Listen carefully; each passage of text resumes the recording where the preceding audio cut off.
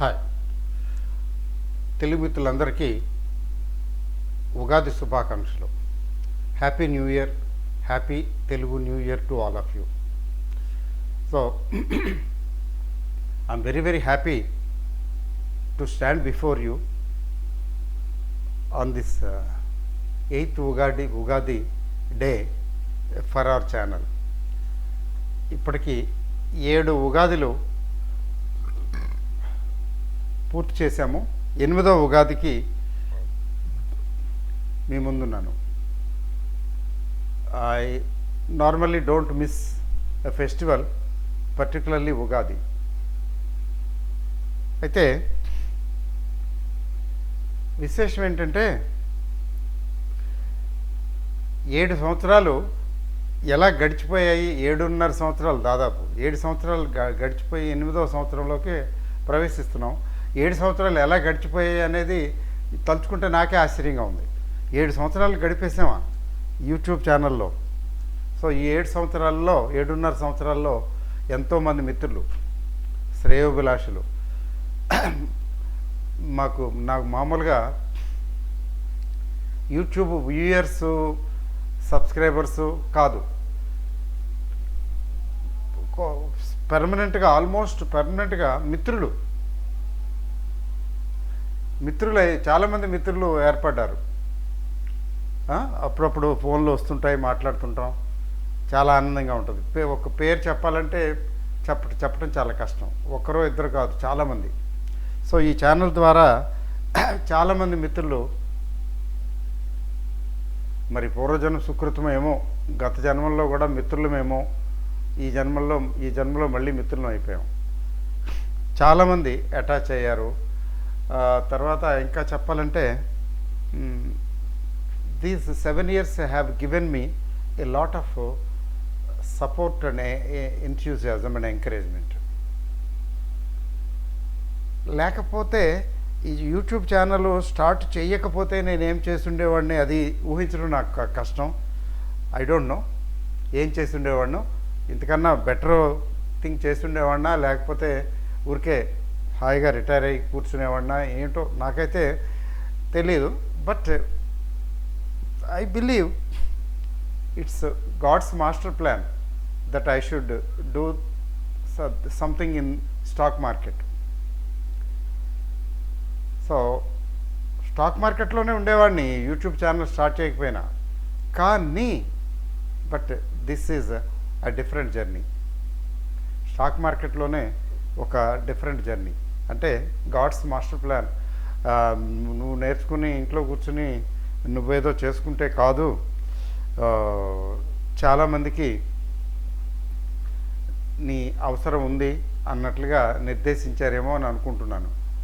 So thank God for the opportunity and thank all of you for your support and encouragement. మీరు అందరూ చూస్తున్నారు కాబట్టి, YouTube channel చూస్తున్నారు కాబట్టి నేను కండక్ట్ చేయగలుగుతున్నాను.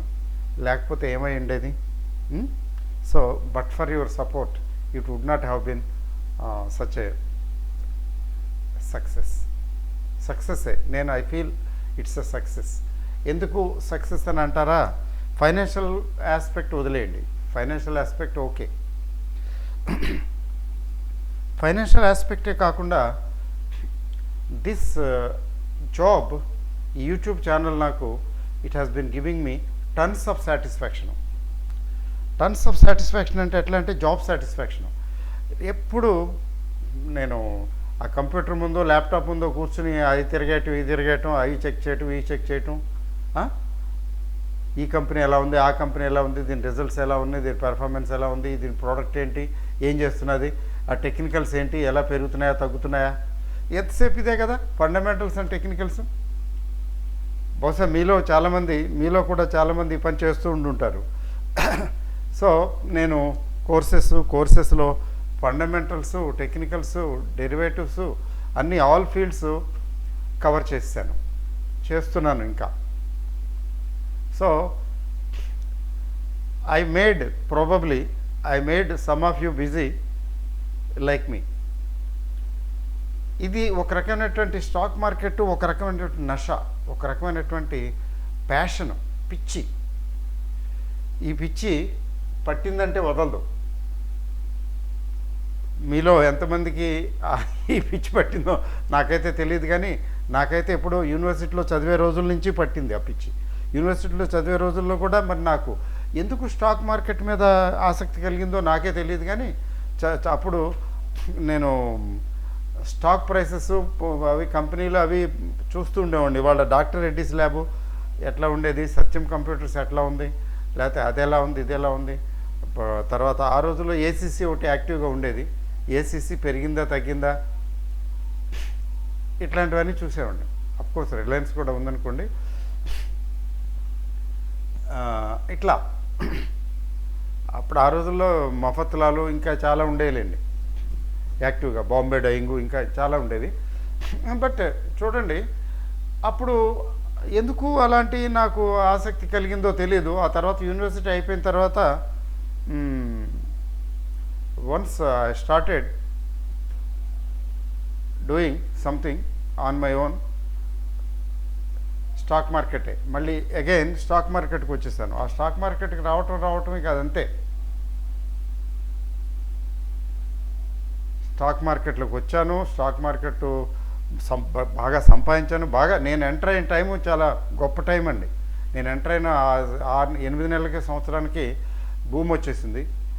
పివి నరసింహారావు గారు ప్రైమ్ మినిస్టర్ అవటం, తర్వాత మన్మోహన్ సింగ్ గారు ఫైనాన్స్ మినిస్టర్ అవటం 1988 అనుకుంటాను, ఇఫ్ ఐ రిమెంబర్ వెల్. 86, 87, 88 తర్వాత 88 ఆ ప్రాంతాల్లో నేను స్టాక్ మార్కెట్లో కొద్దిగా ఎక్కువగా యాక్టివ్గా ఇన్వాల్వ్ అయ్యాను. అక్కడి నుంచి 2 సంవత్సరాలు 3 సంవత్సరాల్లో బాగుంది. 1991, 92 అయితే చెప్పక్కర్లేదు. బోల్డ్ డబ్బులు సంపాదించడం, మళ్ళీ ఆ డబ్బులన్నీ హర్షద్ మెహతా గారి స్కామ్ అన్నారు, ఆ డబ్బులన్నీ పోగొట్టుకోవటం, అంటే బయటికి ఎగ్జిట్ అవ్వటం. ఎంట్రీ కట్టలు స్టాకులు పెట్టుకున్నాను కానీ అమ్మలేదు. రోజు తగ్గిపోతుంటే మళ్ళీ పెరుగుతాయిలే అనుకునేవాడిని, చూసేవాడిని. నాలాగా చాలామంది ఉండుంటారు. అప్పుడు అసలు ఏంటో స్టాక్ మార్కెట్ అప్పుడు తెలియదు కదండి. స్టాక్ మార్కెట్ ఎవరికీ తెలియదు. చూస్తూ కుప్పకూలిపోవటం, పూర్తిగా పోవటం, దివాళా తీయటమే. ఒక రకంగా చెప్పాలంటే దివాళా తీసిన పరిస్థితి అప్పుడు స్టాక్ మార్కెట్లో ఉన్న వాళ్ళకి. ఇవన్నీ చూడటం, ఇదంతా ఎక్స్పీరియన్స్. సో ఇప్పుడు ఏమనిపిస్తున్నదంటే it's a learning experience, it's a learning. ఆ లెర్నింగు ఉత్తర ఉపయోగపడింది బాగా. బోల్డ్ని మల్టీ బ్యాగర్స్, మామూలు మల్టీ బ్యాగర్స్ కాదు, బోల్డ్ని మల్టీ బ్యాగర్స్ నా కళ్ళ ముందు అలానే వెళ్ళిపోయినాయి. చూసారా, సినిమాల్లో చెప్తారు కదా, చంద్రమోహన్ అనే ఒక ఆయన ఉండేవాడు, ఇప్పుడు లేండి. ఆయన కింద హీరోయిన్లుగా చాలామంది వచ్చారు. ఇక్కడ శ్రీదేవి దగ్గర నుంచి ఇంకా వాణిశ్రీ కూడా అనుకుంటాను. వాళ్ళలో చాలామంది పెద్ద స్టార్స్ అయిపోయారు. ఆయన అలాగే ఉన్నాడు.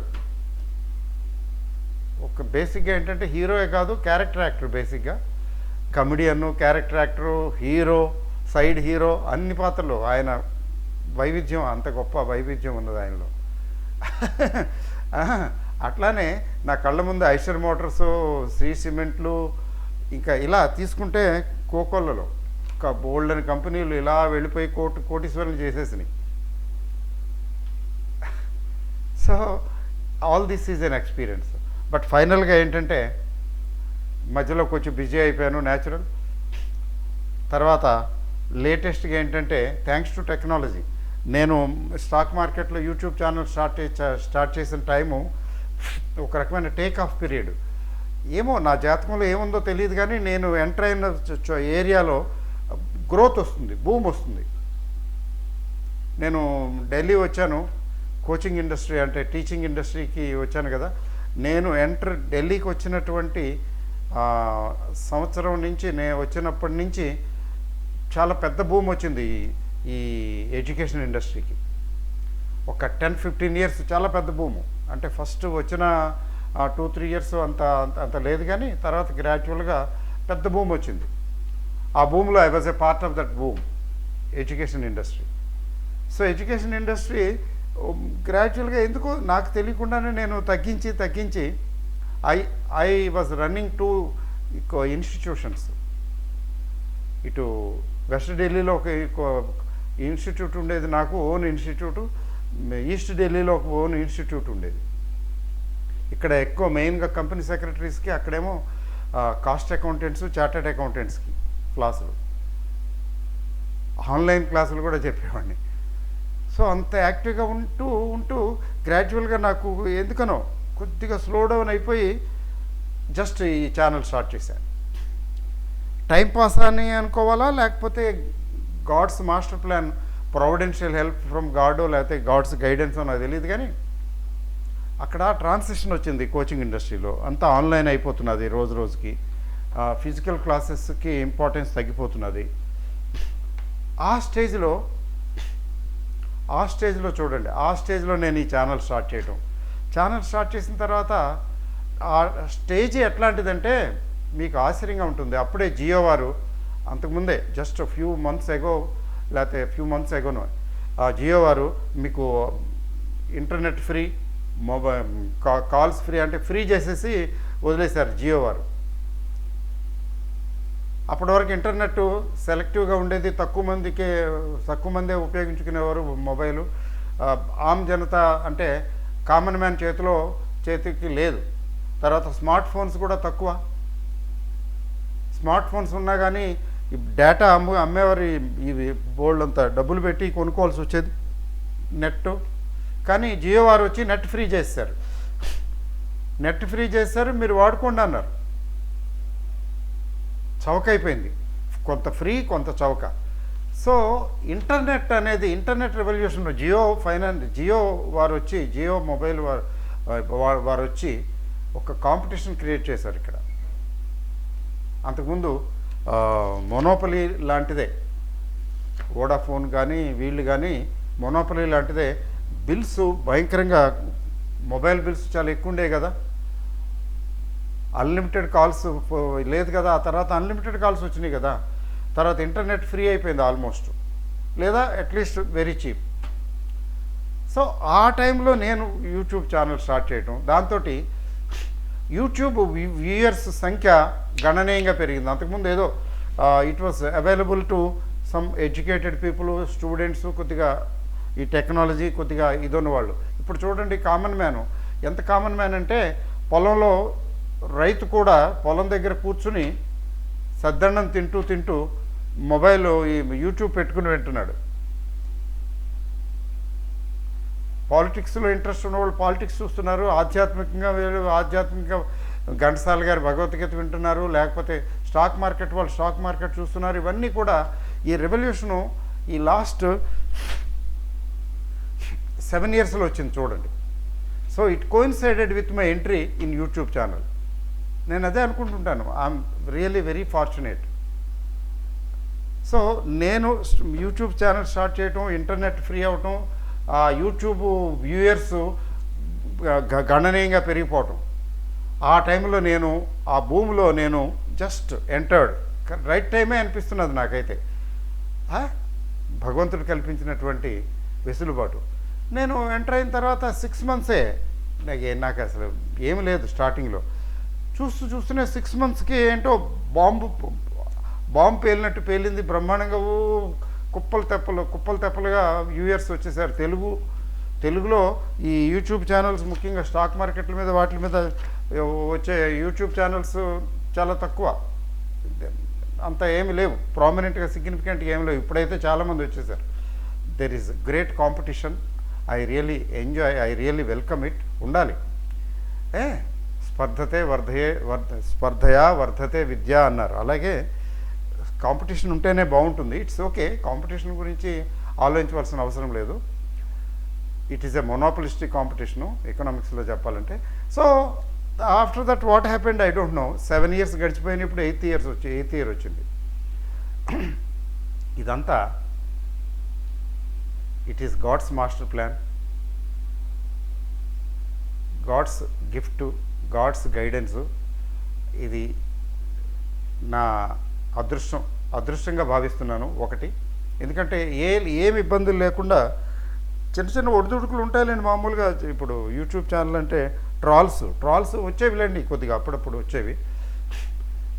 ఒకసారి మీరు గ్రో అవుతుంటే ఊరుకోరు, అందరూ ఊరుకోరు, కొంతమంది ఊరుకోరు, ఏదోటి ఏదోటి చెప్తుంటారు ఆపోజిషను. కానీ నాకు ట్రాల్స్ వస్తుంటే వాటిని ఖండించే వాళ్ళు కూడా చాలా ఎక్కువ మంది ఉండేవారు.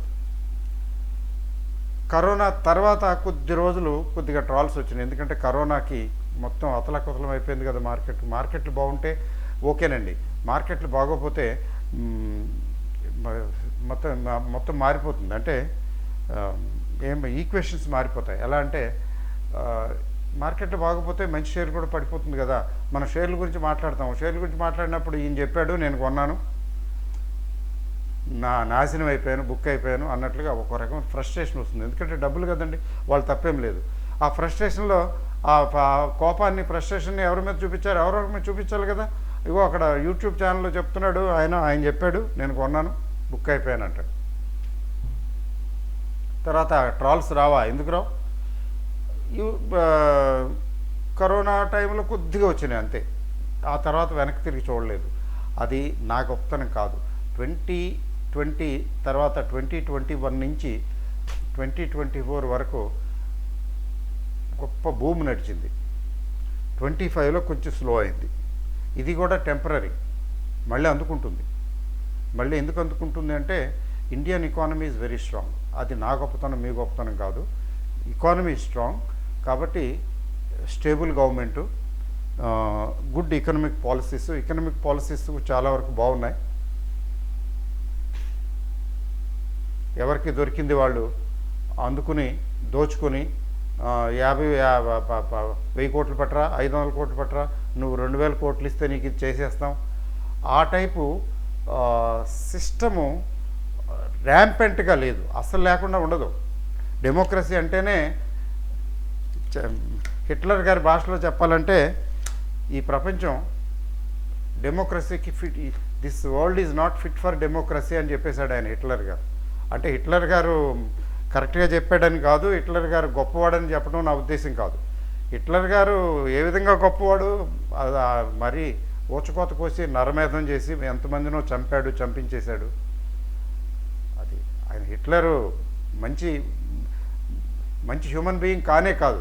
అయితే ఆయన పర్స్పెక్టివ్ ఇక్కడ డెమోక్రసీ సూట్ అవుదండి అని చెప్పేసాడు సీరియస్గా. అసలు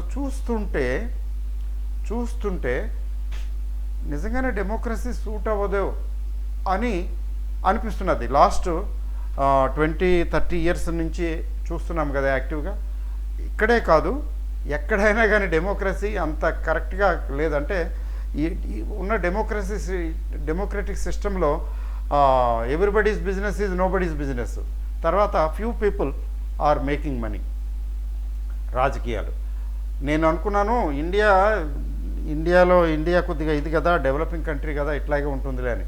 నాకు అర్థమైంది ఏంటంటే, నాకు తెలిసిన విషయం ఏంటంటే అమెరికా లాంటి దేశాల్లో కూడా భయంకరమైన ఇది ఉందట. ఇవన్నీ బయటికి రావు. అయితే చైనాలో లేదండి అంటే, చైనాలో ఎందుకు ఉండదు? అయితే selected few people are thriving, మరీ ఎక్కువ కాదు. అట్లీస్ట్ డెసిషన్స్ ఫాస్ట్గా తీసుకుని ఫటాఫట్ ఇంప్లిమెంట్ చేసేస్తున్నారు.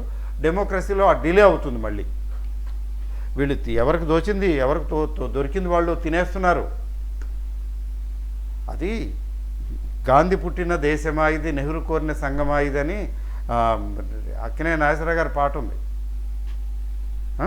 పవిత్ర బంధం అనుకుంటాను సినిమా, ఆరుద్ర గారు అనుకుంటా రాశారు, చాలా గొప్ప పాట అది.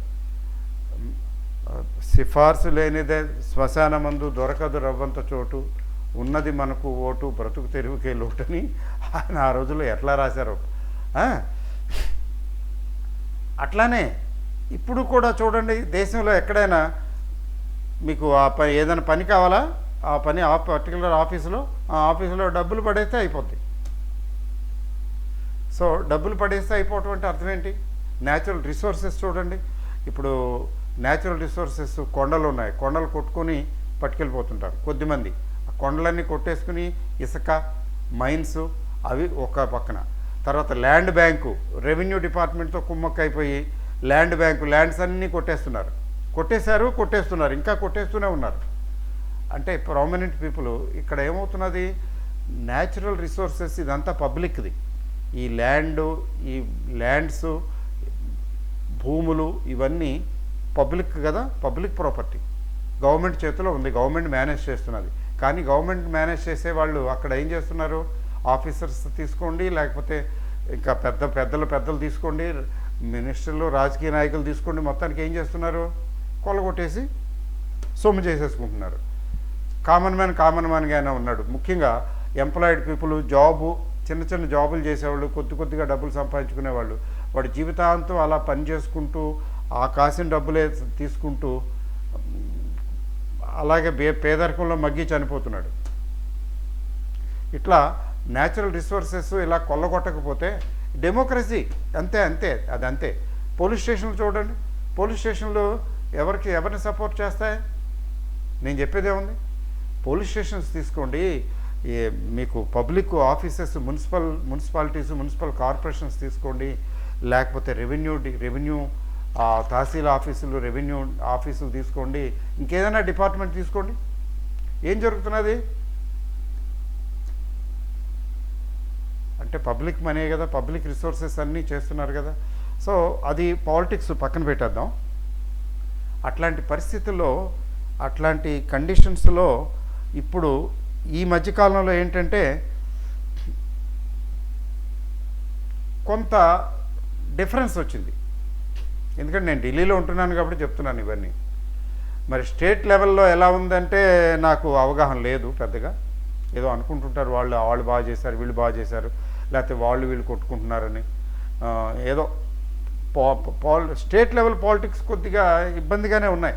అంటే ఒక ఏపీ తెలంగాణే కాదు ఓవరాల్గా, బట్ సెంట్రల్ లెవెల్లో అట్లీస్ట్ స్టేబుల్గా ఉంది గవర్నమెంట్, అంతకని ఇంకేం లేదు. స్టేబుల్ గవర్నమెంట్ వచ్చింది. తర్వాత ఈ పంపకాల కార్యక్రమం మరి ఉధృతంగా లేదు.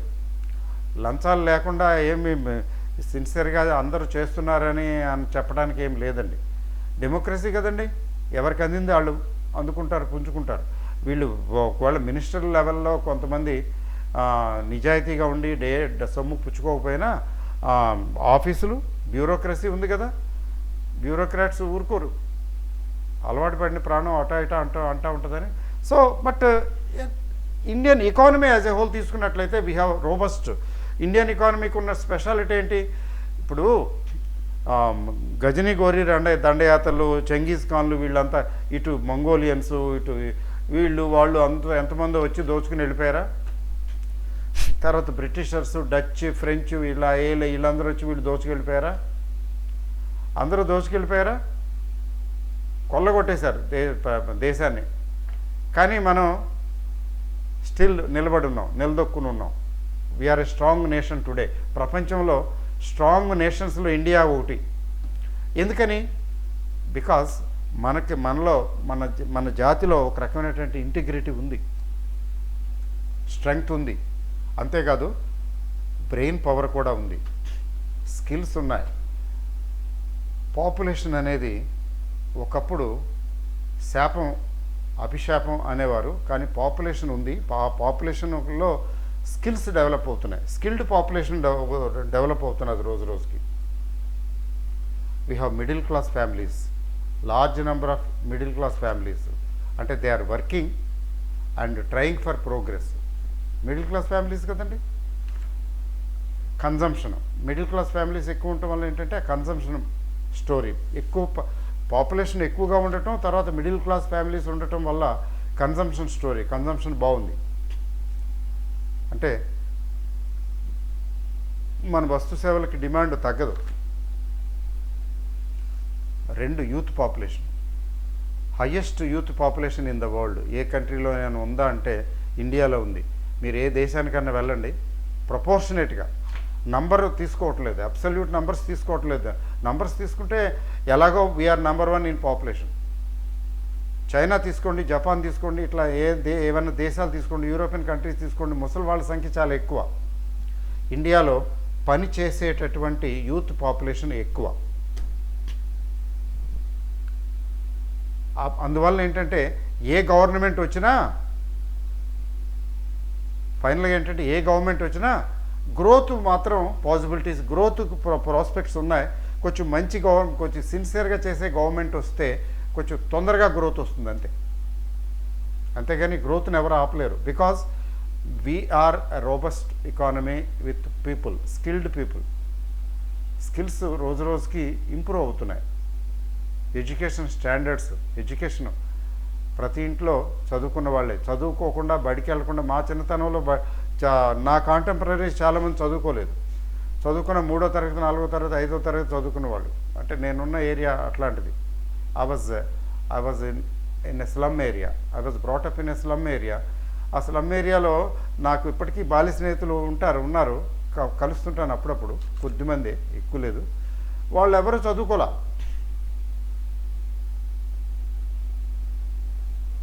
తక్కువ చదువుకున్న వాళ్ళు తక్కువ. కానీ ఇప్పుడు మీరు ఎక్కడికైనా వెళ్ళండి, అందరూ చదువుకుంటున్నారు. That's a parameter, that's an indication that India is growing. So అలాంటి భారతదేశంలో మనం ఉన్నాం ఇప్పుడు. కాబట్టి స్టాక్ మార్కెట్కి తిరుగులేదు. కమింగ్ 20-25 ఇయర్స్కి తిరుగులేదు. అట్లీస్ట్ అసలు 10-15 ఇయర్స్కే మనం సూపర్ పవర్ అయిపోతాం. We will either reach or beat China. మిగతా అన్నీ అయిపోయినాయి. జపాను, యూకే ఎప్పుడూ అయిపోయింది. జపాను, ఫ్రాన్సు, జర్మనీ ఇవన్నీ అవుట్. ఇంకేమున్నాయి పెద్ద ఎకానమీలు? ఇంకేం లేవు. మిగిలింది America and China. America giant అనుకోండి, చాలా పెద్దది. ఎందుకంటే దేశం కూడా చాలా పెద్దది కదా, 50 రాజ్యాలు, 50 స్టేట్లు. But we will equal or beat China in 10-15 years time. 20 years అంటున్నారు కానీ నేనైతే 10-15 ఇయర్సే అనుకుంటున్నాను. Because we are capable of doing that. అప్పుడు ఆ స్టేజ్లో చూడండి, ఇప్పుడు ఉన్నటువంటి సౌకర్యాలు, ఫెసిలిటీస్ అప్పుడు ఇంకా ఇంప్రూవ్ అవుతాయి. కాబట్టి వస్తు సేవలకి డిమాండ్ ఇంకా పెరుగుతుంది. న్యాచురలీ ఎకానమీలో గ్రోత్ వస్తుంది, జీడిపి పెరుగుతుంది, వస్తు సేవల వినియోగం పెరుగుతుంది, డిమాండ్ పెరుగుతుంది. వాటిలో ఎప్పుడైతే డిమాండ్ పెరుగుతుందో వాటి ఉత్పత్తి కూడా పెరుగుతుంది కదా, సప్లై కూడా పెరుగుతుంది కదా. So we are enjoying one of the best times. ఇట్లాంటప్పుడు investment, if we stay invested, if you invest in stock markets, certainly we are going to gain in the long run. Short రన్లో ఎట్లా ఉంటుంది, ఒకసారి పెరుగుతాయి, ఒకసారి తగ్గుతాయి. బట్ షార్ట్ టర్మ్ కాదండి, long term గురించి ఆలోచిస్తే బాగుంటుంది. అందుకే ఈ ఇండెక్స్ ఫండ్స్ చూడండి. ఇండెక్స్ ఫండ్స్ చెప్పాను, ఇప్పటికీ చాలామంది సార్ మీరు మీటింగ్లో అక్కడ కూడా చెప్తుంటారు, సార్ మీరు అప్పుడు ఇండెక్స్ ఫండ్స్ కొన్నానండి, ఆ ఇండెక్స్ ఫండ్స్ ఇప్పుడు ఎంత ఉన్నాయండి, అంత ఉన్నాయండి. 2017లో నేను ఇండెక్స్ ఫండ్స్ గురించి మాట్లాడాను. కానీ 2017 నుంచి ఇన్వెస్ట్ చేస్తున్న వాళ్ళు, లేదా 2017లో చేసి వదిలేసిన వాళ్ళు దే ఆర్ ఆల్ హ్యాపీ. ఎందుకంటే 7-8 ఏళ్ళు అయింది కదా. 7-8 ఏళ్లలో గ్యారంటీకి ఏమవుతుంది, మోర్ దాన్ డబుల్ అవుతుంది కదా. ఈవెన్ కరోనా టైంలో, కరోనా జస్ట్ 2021లో ఇన్వెస్ట్ చేసిన వాళ్ళకు కూడా మోర్ దాన్ డబుల్ అయినాయి index funds. That shows that we have strength. అందుకే లో మార్కెట్లో భయపడకండి, ఈటీఎఫ్లు కొనుక్కోండి అని ఎందుకు చెప్పాను అంటే, ఓకే ఈ ఈక్విటీల్లో రిస్క్ ఎక్కువ ఉంటుంది కదా, ఇంకెంత తగ్గుతాయో తెలియదు. 70-80% కూడా తగ్గాయి ఈ మధ్యకాలంలో కొన్ని షేర్లు. ఏంటి పరిస్థితి? 100 రూపాయలు కొనుక్కున్న షేరు 20, 25, 30కి వస్తే ఏమిటంటే పరిస్థితి? Capital erosion. అదే ఈటీఎఫ్లు కొనుక్కుంటే రాదు కదా, క్యాపిటల్ ఇరోజన్ రూల్డ్ అవుట్. వచ్చినా కొద్దిగా వస్తుంది. సో అందుకనే అలా చెప్పడం జరుగుతుంది. బాగా మార్కెట్ పడినప్పుడు మనం జడ్జ్ చేయలేము. ఎందుకంటే ఆ స్టాక్ ఏదో కొంటామనుకోండి, మళ్ళీ కొన్నా అది తగ్గిపోతుంది. అందుకని చెప్పం కదా. అయినప్పటికీ కూడా nevertheless you are with me. And మీలో చాలామంది గత 7 ఏళ్ళ నుంచి 6 ఏళ్ళ నుంచి 7 ఏళ్ళ నుంచి నా ఛానల్ చూస్తున్న వాళ్ళు ఉన్నారు. దానికి తార్కాణం ఏంటంటే, నేను ఏ కోర్సులన్నా పెడితే నార్మల్గా ఏంటంటే 1 ఇయర్, ఇయర్లీ వన్స్, లేదా ఒక్కోసారి 2 సంవత్సరాలకు ఒకసారి పెడతాను. వాటికి సబ్స్క్రైబ్ చేస్తున్నారు. Repeated customers. చెప్పాలంటే కస్టమర్స్ అని పదం వాడకూడదు యాక్చువల్గా. రిపీటెడ్ ఫ్యామిలీ మెంబర్స్ అంతే. Wealth creation tips family members, they are subscribing again. Sir మీరు ఇది పెట్టారా, ఈ కోర్సా? నేను చేస్తున్నాను, ఐఎమ్ సబ్స్క్రైబింగ్. రీసెంట్గా ఇప్పుడు ఇది చూడండి మల్టీ క్యాప్ గ్రోత్ స్టాక్స్. ఇది 2020లో ఒకసారి పెట్టాను. ఇప్పుడు 4 సంవత్సరాల తర్వాత ఇప్పుడు మళ్ళీ పెడుతున్నాను. దీనికి కొత్త వాళ్ళు తక్కువ మందే. కొత్తగా ఛానల్ చూస్తున్న వాళ్ళు, ఇంతకుముందు ఏ కోర్స్కి సబ్స్క్రైబ్ చేయని వాళ్ళు తక్కువ మందే ఉన్నారు. కానీ ఆల్రెడీ ఎప్పటి నుంచో చేస్తున్న వాళ్ళు చాలా ఎక్కువ మంది వచ్చారు. And they are still coming, ఇంకా అయిపోలేదు. So from the bottom of my heart I'm thankful to all of you. అంటే మీకు అంటే నన్ను సపోర్ట్ చేస్తున్నారు, రిపీటెడ్లీ సపోర్ట్ చేస్తున్నారు కదా. I'm very very thankful to all of you, grateful to all of you. అందరికీ సబ్స్క్రైబ్ చేసిన వాళ్ళే కాదు, చేసిన వాళ్ళు చేయని వాళ్ళు అందరూ కూడాను. సో ఇదంతా ఏంటంటే this stands testimony to how this channel is being accepted. Of course ఈ గ్రోత్ ఏం పరుగులు ఎత్తటం లేదు. లక్షలు 2 లక్షలు, 1 లక్ష, 2 లక్షలు, 2 లక్షల, 3 లక్షలు, 5 లక్షలు, 10 లక్షలు అవటం లేదు. కానీ స్టేబుల్గా ఉంది. We are not falling. అండ్ కొత్త వాళ్ళు వస్తున్నారు, పాత వాళ్ళు కొంతమంది పోతుంటారు కదా. In spite of that we stand. 7 సంవత్సరాలు నిలబడి ఉన్నది ఈ ఛానల్ అంటే, వెల్త్ క్రియేషన్ టిప్స్ ఛానల్ ఉన్నదంటే మీ అందరి చలవే. సో శతకోటి వందనాలు మీ అందరికి కూడా. అయితే ఈ ఉగాదికి కూడా ప్రతి ఉగాది లాగానే మీకు ఈ సంవత్సరం ఈ ఉగాది నుంచి వచ్చే ఉగాది నాటికి మీకు ఆయురారోగ్య ఐశ్వర్యాభివృద్ధి కలగాలని భగవంతుని ప్రార్థిస్తున్నాను. I wish that all of you get some financial growth. ఎందుకంటే ఫైనాన్షియల్ గ్రోత్ ఉంటేనే లైఫ్, లేకపోతే ఫైనాన్షియల్ గ్రోత్ లేకపోతే చాలా తేడాలు వచ్చేస్తాయి. హెల్త్ ఉండాలి ఖచ్చితంగా. హెల్త్ అందరికీ ఉంటుంది, మోస్ట్లీ ఉంటుంది హెల్త్. అది పుట్టుకతోనే మన తల్లిదండ్రులు, భగవంతుడు ఆశీర్వాదం, మన తల్లిదండ్రులు చూపించినటువంటి శ్రద్ధ. మనం హెల్తీగానే ఉన్నాము, హెల్తీగానే ఉంటాం. Bearing a few issues, disturbances. మరి హెల్త్తో పాటు వెల్త్ కూడా కావాలి, లేకపోతే survival and growth becomes difficult. And otherwise మనం కాంప్రమైజ్డ్ లైఫ్ బతకాల్సి వస్తుంది. Compromised life. ఆ కాంప్రమైజ్డ్ లైఫ్ ఉండకుండా ఉండాలంటే మన ఆర్థిక అభివృద్ధి కావాలి, ఇంప్రూవ్ చేసుకోవాలి. కాబట్టి ప్రతి ఒక్కరూ కూడా ఇంప్రూవ్ చేసుకోవాలి. నా సలహా ఏంటంటే save for the rainy day, number 1.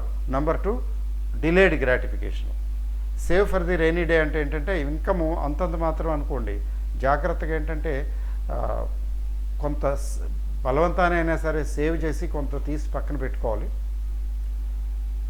అవి అవసరమైనప్పుడు ఉపయోగపడతాయి. అబండెంట్గా రిసోర్సెస్ ఉన్నవాళ్ళు, ఆస్తులు డబ్బులు ఉన్నవాళ్ళు వాళ్ళకి పర్వాలేదు. కానీ మిడియోకర్ అంటే middle class, just above middle class అనుకోండి, ఖచ్చితంగా లావిష్గా ఖర్చు పెట్టకుండా, డబ్బులు వచ్చినట్టు ఖర్చు పెట్టేయకుండా కొంత తీసి పక్కన పెట్టేయాలి. రాబర్ట్ కియోసకి గారు చెప్పినట్టు saving is not enough, you must invest it. ఆ ఇన్వెస్ట్ చేసినప్పుడు డైవర్సిఫైడ్ ఇన్వెస్ట్మెంట్స్, ఓకే, ఈక్విటీలో కొంత, డెట్ ఇన్స్ట్రుమెంట్స్లో కొంత, కావాలనుకుంటే గోల్డ్లో కొంత. ఎక్కువ డబ్బులు ఉన్నప్పుడు ఏంటంటే కొంత రియల్ ఎస్టేట్కి తీసేయాలి, కొంత తీసి తగ్గించుకుని all eggs in one basket లాగా కాదు. బాగా ఉంది, షేర్ మార్కెట్ బాగుంది, కొంచెం డబ్బులు వస్తున్నాయి, కనపడుతున్నాయి, ఇందులోంచి కొంత తీసేయాలి. ప్రాఫిట్స్ బుక్ చేసుకుని కొంత తీసేసి రియల్ ఎస్టేటు లేదా గోల్డ్, ఇంకోటి అట్లా అనమాట. అది తెలియాలి. అసలు అట్లాగా పూర్తిగా వదిలేస్తాను లాంగ్ టర్మ్ ఇంక నేను పట్టించుకోనంటే అది కూడా ఓకే. కానీ యాక్టివ్గా ఉన్నారు కాబట్టి కొంచెం బాగా మార్కెట్లు పీక్లో ఉన్నప్పుడు కొంత తలకట్టు తీయటం అంటే కొంత తీసేసి పక్కన పెట్టడం లేదా కీపింగ్ క్యాష్, అది చాలా అవసరం. That is what I'm going to do in this multi cap growth స్టాక్స్లో. ఇది నేను ఎంఫటిక్గా ఖచ్చితంగా నేర్పించాలని సంకల్పంతో ఉన్నాను. ఎందుకంటే ఇంతకుముందు పెట్టిన కోర్సుల్లో దీని మీద దీనికి అంత ఇంపార్టెన్స్ ఇవ్వలేదు. But I feel I should. ఎందుకంటే very long term is okay. Very long term అనుకుంటే ఇండెక్స్ ఫండ్స్ అండి. లాంగ్ టర్ము అనుకోండి, రిలేటివ్లీ లాంగ్ టర్మ్ అనుకోండి, దానికి కొంత ఉండాలి, వర్కింగ్ ఉండాలి, అటు ఇటు అడ్జస్ట్మెంట్స్ తెలియాలి. అంటే పీక్ టైంలో కొంత తగ్గించుకోవాలి, ప్రాఫిట్స్ బుక్ చేసుకోవాలి కొద్దిగా పార్షియల్గా, అది తెలియాలి. అది నేర్పించేస్తాను ఈసారి ఖచ్చితంగా. I have decided to do this in this okay. So ఈ సంవత్సరం 2025కి ఉన్న స్పెషాలిటీ అదే. ఈ కోర్సులో అది నేను చెప్పాలి, నేర్పించాలి అనేటువంటి కృతనిశ్చయంతో ఉన్నాను. అంటే టెక్నికల్ అనాలిసిస్లో అవన్నీ చేయించాను అనుకోండి, అలా తక్కువ మంది కదా, అవి ఆ కోర్సు తీసుకుని నేర్చుకున్న వాళ్ళు తక్కువ మంది. సో ఇక్కడ ఇన్వెస్టర్గా కూడా నేర్చుకుంటే మంచిది, బాగుంటుంది, నేర్పించాలి నేను తాపత్రయం. అయితే ఇంకోటి ఏంటంటే ఈ నేపథ్యంలో నేను చెప్పేది, పొదుపు కొంత అవసరం. తర్వాత పొదుపు చేసింది ఇన్వెస్ట్ చేయటం అవసరం. ఇన్వెస్ట్ చేసేటప్పుడు కొంచెం డైవర్సిఫైడ్గా ఉండాలి. తర్వాత మన దగ్గర ఉన్న డబ్బులన్నీ తీసుకెళ్ళి పెట్టేయకూడదు. స్టాక్ మార్కెట్ కావచ్చు, ఇంకోటి కావచ్చు. We should always keep some liquid position. Liquid కొంత ఎప్పుడు మన దగ్గర ఉండిపోవాలి. లేకపోతే ఎమర్జెన్సీ, కంటింజెన్సీ ఏదైనా అవసరమైనప్పుడు అది అమ్మేసి ఇది అమ్మేసి అది తీసి టెన్షన్ పడకూడదు. Keep doing, work hard, be active income సోర్సెస్ని జాగ్రత్తగా డెవలప్ చేసుకోండి. మీరు జాబ్ అయితే జాబు, లేకపోతే ఉద్యోగం అయితే వ్యాపారం అయితే వ్యాపారం, ప్రొఫెషన్ అయితే ప్రొఫెషను, అందులో కొంచెం కష్టపడండి, బాగా పనిచేయండి, జాగ్రత్తగా కొంచెం ఎక్కువ డబ్బులు సంపాదించండి. సంపాదించే దగ్గర ఏమీ మొహమాట పడద్దు. సంపాదించుకుని కొంత తీసేసి పక్కన పెట్టండి. ఫ్రోగల్గా అవసరమైన చోట ఖర్చు పెట్టండి, లేకపోతే అనవసరంగా ఖర్చు పెట్టకండి. Don't be too liberal. కొంతమంది ఏంటంటే ఇప్పుడు వెస్ట్రన్ స్టైల్, ఆ లైఫ్ ఏంటి ఏముందిలే అని తీసేసి డబ్బులు వస్తుంటే భర్త భార్య ఇద్దరు సంపాదిస్తుంటారు. కానీ గబగబా సరే మనం కొడైకెనాల్ వెళ్ళి వచ్చేద్దాం, ఈసారి ఎక్కడికి వెళ్దాం, నైనితాల్ వెళ్దాం అంటే నేను టూర్సు ట్రావెల్స్కి వ్యతిరేకం కాదు. నిజానికి నేను కూడా I'm also fond of moving, touring. కానీ కొంత క్యాపిటల్ తీసి పక్కన పెట్టే వరకు, కొంత క్యాపిటల్ తీసి పక్కన పెట్టి కొంత మూలధనం సమకూరే వరకు కూడా కొంత తగ్గించాలి ఖర్చులు. వచ్చినట్టు ఖర్చు పెట్టడం కాదు. ఎందుకంటే నేను I visited a few years ago I visited a couple Chennai. వాళ్ళిద్దరూ సంపాదిస్తున్నారు. వాళ్ళకి ఒక్క అబ్బాయి సంతానం, అంతే. ఇద్దరు సంపాదిస్తున్నారు. ఎప్పటికప్పుడు వాళ్ళు ఈసారి ఫ్రాన్స్ వెళ్దామా, లేకపోతే అక్కడికి వెళ్దామా, ఇక్కడికి చూద్దామా, అది చేద్దాం, లేకపోతే ఈరోజు బయట తినేద్దాం అంటే, బయట తినటం అభ్యంతరం నేను అభ్యంతరం చెప్పటం లేదు. అంటే అట్లాగా పార్టీలు, ఫంక్షన్స్ ఖర్చు పెట్టేయటం. వాళ్ళ దగ్గర సేవింగ్స్ లేదు. డబ్బులు సంపాదిస్తున్నారు, ఇద్దరు కలిపి బాగానే సంపాదిస్తున్నారు, సేవింగ్స్ లేవు. సొంత ఇల్లు కూడా లేదు. కనీసం డబ్బులు సేవ్ చేసుకుని ఈఎంఐలు కట్టుకుంటే కొంతలో కొంత బెటర్ కదా. సొంత ఇల్లు కూడా లేదు, అద్దెకుంటున్నారు. ఎప్పటికప్పుడు నెలాఖరు దడాఖరులా ఖర్చు పెట్టేస్తున్నారు. నేను చెప్పాను ఇట్లా చేస్తే బాగుంటుంది, ఇలా చేస్తే బాగుంటుందని. ఏదో విన్నారు, మరి ఎంతవరకు పాటిస్తున్నారో ఏం చేస్తున్నారో తెలియదు. అట్లా ఉండకూడదు. Saving is a must, and that saving must be invested, that is also must. ఈ రెండు ఆస్పెక్ట్స్ గుర్తుపెట్టుకోండి. అయితే రిచ్ ఫ్యామిలీసు, హై అంటే ఎక్కువ డబ్బులు, అబండెన్స్, డబ్బులు బాగా ఆస్తులు ఉన్నవాళ్ళు, డబ్బులు ఉన్నవాళ్ళు, బ్యాంక్ బ్యాలెన్స్ ఉన్నవాళ్ళు, ల్యాండ్ బ్యాంక్ ఉన్నవాళ్ళు, వీళ్ళకి పర్వాలేదు, వీళ్ళకి నేను చెప్పేది అక్కర్లేదు. Middle class, lower middle class, just upper middle class వాళ్ళు ఈ విషయంలో జాగ్రత్త వహిస్తే కమింగ్ డేస్ బాగుంటాయి. తర్వాత మన పిల్లలు, మన సంతానం, they will also be happy కదా. కొంత ఫైనాన్షియల్ సపోర్ట్ ఉంటే బాగుంటుంది కదండి. సో ఈ ఉగాది సందర్భంగా నేను చెప్పాలనుకున్నది అదే. So thank you once again, thank you very very much. అయితే ప్రతి ఉగాది లాగానే ఈ ఉగాదిలో కూడా ఏదైనా చెప్పాలి కదా, స్క్రిప్ట్ చెప్తాను. బట్ మార్కెట్లు డల్గా ఉన్నప్పుడు స్క్రిప్ట్ చెప్పాలంటే ధైర్యం చాలదు. ఎందుకంటే మనం ఏది చెప్పినా అది పడిపోతుంది. కిందసారి నేను లాస్ట్ ఇయర్ చూశాను, ఏంటిది venture JP ventures, JP power ventures ఏదో ఉంది. జేపీ పవర్ అనుకోండి సింపుల్గా. జేపీ పవర్ గురించి చెప్పాను, జయప్రకాష్ పవర్ అని. ఈ జయప్రకాష్ పవర్ లక్కీగా ఏంటంటే అది టర్న్ అరౌండ్ పికప్ అయ్యే అవకాశం ఉంది. ఎందుకంటే పవర్ సెక్టార్, ఇన్ఫ్రాస్ట్రక్చర్ సెక్టర్కి గ్రోత్ ప్రాస్పెక్ట్స్ ఉన్నాయి అని చెప్పి అనుకున్నాం. కానీ ఈ మధ్యలో దెబ్బ అయిపోయింది కదా మార్కెట్. ఇన్స్పైట్ ఆఫ్ దట్ అది it is not very bad, అంటే అంతగా ఏమీ పడిపోలేదు, అయితే గ్రోత్ రాలేదు. Partly because it's a turn around case ఒకటి, రెండు మార్కెట్ బాగోలేదు. కాబట్టి జేపీ వెంచర్స్, అదే జేపీ పవర్ ప్రాజెక్ట్సే కదా, ఆ జేపీ పవర్ స్టాకు ఎవరి దగ్గరైనా ఉంటే ఉంచుకోండి. నేను అనుకోవటం దానికి the best is at to come, it will pick up. కంగారు పడి పారే అక్కర్లేదు. అయితే ఎక్కువ అమౌంట్లు పెట్టకూడదు, అది గుర్తుపెట్టుకోండి. ఎక్కువ అమౌంట్ పెట్టినట్టయితే ఏం చేస్తారంటే కొద్దిగా పెరిగినప్పుడు కొంత తీసేయండి, తలకట్టు కొంత తగ్గించండి. కొద్ది ప్రాఫిట్ వచ్చినా కొంత తీసేసి కొంత మిగతాది ఉంచేయండి. అలా కాకుండా పెద్ద అమౌంట్ పెట్టలేదు అనుకుంటే అలా వదిలేయండి. సో ఇప్పుడు నేను చెప్పే స్టాక్ ఏంటంటే ఇది యాక్చువల్గా స్మాల్ క్యాపే, అపోలో మైక్రో సిస్టమ్స్. చాలా రోజులుగా దీన్ని వాచ్ చేస్తున్నాం. ఈ అపోలో మైక్రో సిస్టమ్స్ ఇది 122, 123 అనుకోండి సిఎంపి, కరెంట్ మార్కెట్ ప్రైస్ ఇక్కడ ఉంది. మార్కెట్లు బాగా తగ్గాయి కానీ ఇది తగ్గల. దానికి కారణం ఏంటంటే ఇది ఎలక్ట్రానిక్ కాంపోనెంట్స్, ఇది హైదరాబాద్ బేస్డే, ఈసీఎల్ దగ్గర ఎక్కడ ఉంది, హైదరాబాద్ బేస్డ్ కంపెనీ. తర్వాత స్ట్రాంగ్ ఆర్డర్ బుక్ ఉంది, డూయింగ్ వెల్. ఇది 150 పైచులకు వెళ్ళిపోయింది, 190-95 దగ్గర నుంచి ఏకంగా చూస్తూ 40-50% కూడా పెరిగిపోయింది. ఏది మార్కెట్లు పట్టడం మొదలుపెట్టినప్పుడే మళ్ళీ తర్వాత కరెక్షన్ వచ్చింది న్యాచురల్, ఎందుకంటే 22,000కి వచ్చేసింది కదా ఒక స్టేజ్లో market. But it is still okay, technically okay.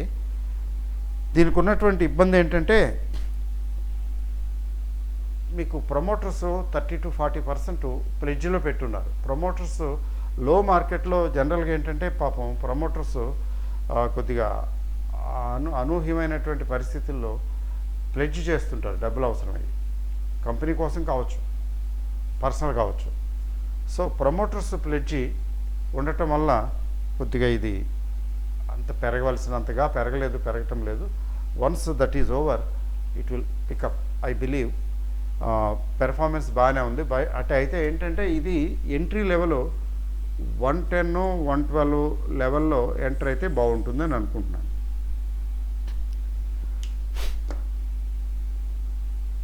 అది ఎంట్రీ లెవెల్. అది డిస్క్లైమర్ తెలుసు కదా, you are investing at your own risk. కాబట్టి ఇన్వెస్ట్ చేసే ముందు జాగ్రత్తగా నలుగురిని సంప్రదించి, లేకపోతే ఎక్స్పర్ట్ ఒపీనియన్ తీసుకునో, లేకపోతే స్వయంగా జాగ్రత్తగా స్టడీ చేసుకునో ఓకే అనుకుంటేనే ఇన్వెస్ట్ చేయండి, లేకపోతే వద్దు. నేను చెప్పాను కాబట్టి మీరు కొనటం కాదు, ఎందుకంటే మీ డబ్బులు తేడా వస్తే పోయేవి మీ డబ్బులే. అందుకని దీన్ని దయచేసి రికమెండేషన్గా భావించకండి. ఇది కేవలం నా ఐడియా, ఒపీనియన్ మాత్రమే. దీన్ని స్టడీ చేయండి. స్టడీ చేసి నచ్చితే ఓకే అనుకుంటే ఇన్వెస్ట్ చేయండి, లేకపోతే లేదు. సో ఇంకొకటి ఏంటంటే ఫైనల్గా క్లోజ్ చేసే ముందు ఈ మల్టీ క్యాప్ గ్రోత్ స్టాక్స్ ఉన్నాయి కదా, దీనికి ఇప్పుడు లాంచ్ చేస్తున్నాం కదా, ఇది ఏప్రిల్ 3కి క్లాస్ స్టార్ట్ చేయాలని, ఫస్ట్ వీడియో ఏప్రిల్ 3కి రిలీజ్ చేయాలని డిసైడ్ చేసుకున్నాం. ఎవరైతే సబ్స్క్రైబ్ చేసుకున్నారో వారు 1 ఏప్రిల్ కల్లా చూడండి, మెసేజ్ వస్తుంది, ఏంటి, you have been added in the group అని. మీకు ఆ మెసేజ్ వస్తే మీరు గ్రూప్లో యాడ్ అయినట్టే, అంటే you are there. By mistake miss అయితే మీరు అక్కడ వెంటనే ఈ నంబర్కి మెసేజ్ పెట్టండి, ప్లీజ్ యాడ్ మీ అని. నెంబర్ 1. నెంబర్ 2, కొంతమంది సబ్స్క్రైబ్ చేయటానికి సుముఖత చూపించి ఇంట్రెస్ట్ చూపించారు, డీటెయిల్స్ ఇవ్వటం జరిగింది. అయితే వాళ్ళు they are still waiting. Probably first తారీఖు కోసం వెయిట్ చేసేవాళ్ళు ఉంటారు. ఉంటాయి, ఇష్యూస్ ఉంటాయి. కాబట్టి పర్వాలేదు, 1st, 2nd, 3rd వరకు కూడా మీరు టైం తీసుకుని సబ్స్క్రైబ్ చేయొచ్చు, ఇబ్బంది ఏం లేదు. So thank you all for the support. ఇన్ని సంవత్సరాల నుంచి సపోర్ట్ చేస్తున్నందుకు, తర్వాత ఇప్పుడు చేస్తున్నందుకు మీ అందరికీ కూడా ధన్యవాదాలు తెలుపుకుంటున్నాను. And wish you all the best. Bye and good night.